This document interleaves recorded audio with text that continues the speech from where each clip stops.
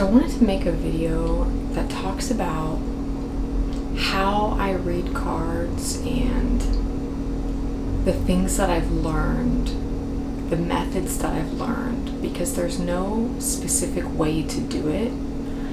I think that it requires a combination of living very much in your body, doing the things that add to increasing your intuitive awareness, things like eating clean, meditation, yoga. First you have to have a clean body and a clean energy field, right? Because when you're reading cards, at least in my world, you're using a specific sense. It's almost like okay, I'm giving this as an example.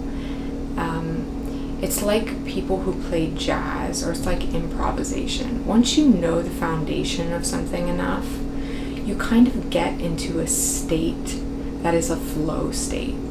And you have to have a belief in what you're doing and a confidence to pull out whatever is happening. So if you're doing methods such as yoga or meditation or, pranic, anything, breathing techniques, you're going to have a little bit more of a heightened sense of awareness. And you'll notice that when you get into states where you're reading, it's easier if you've done those practices versus when you have not done them. You might not be able to tap in as much, right? So the fundamental,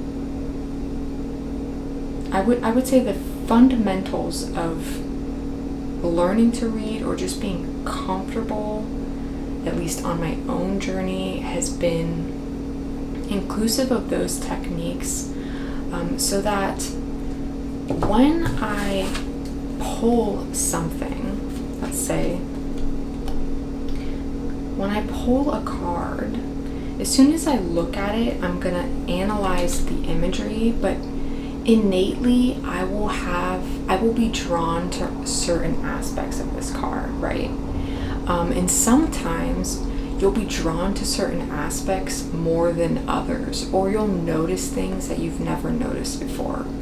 So what you start to do is really you start to trust your intuition in a way, and you start to trust it so quickly that there's no time lapse in between you thinking, oh, that symbol might mean something, and it meaning something. So it's like if you have a lucky number and you see that number somewhere, you might innately think, oh, that's a sign.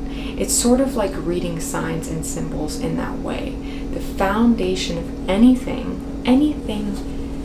success in life really resides in belief. And so you have to have an inherent belief in what it is that you're doing. You have to also obviously understand the nature of the cards, like the specific meanings of them. But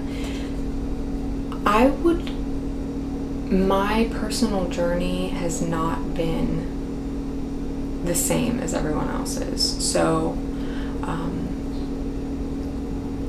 if I were starting to learn, or if I just wanted to improve my confidence in reading, I would do this at times of day when you are really in a calm state, or when you're really able to connect to your emotions.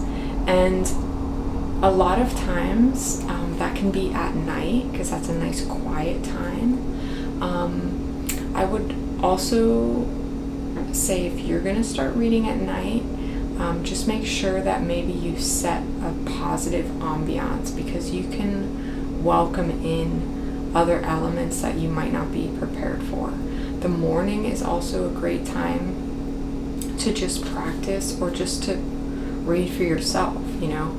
I know that when I initially got my first deck, I read a lot that said about taking a card and carrying it with you and understanding what that symbology became representative of in your own waking life.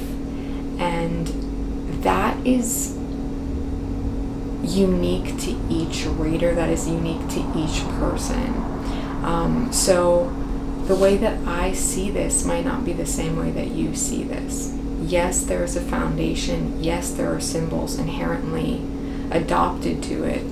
But just as there are certain accents in different regions of an area, of a country, you have the same foundation, but there are multiple languages that say the same thing. So I wouldn't be too rigid about the way that I learned. If anything, the best way to go about it, in my perspective, from my perspective, is just by pulling them and come up with one word, just one word to begin, that you can think of when you read one card, right? And that's a very easy way to create your own index. And then maybe afterwards, get a few books, or have a reference, or, look online. But